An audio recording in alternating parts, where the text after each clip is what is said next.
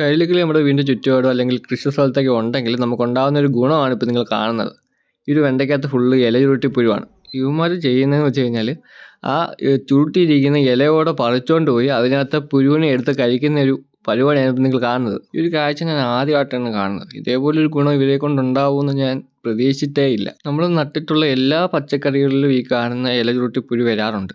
നമ്മളത് maximum control ചെയ്യാറുണ്ട്. കാണുമ്പോൾ പറിച്ച് കളയോ അല്ലെങ്കിൽ വേറെ എന്തെങ്കിലും മെഷേഴ്സ് എടുക്കുകയാണ് ചെയ്യുന്നത്. നമ്മൾ ശ്രദ്ധിക്കാതെ നിന്നൊരു വെണ്ടയിലാണ് ഇപ്പോൾ ഇത് ഉണ്ടായിരിക്കുന്നത്.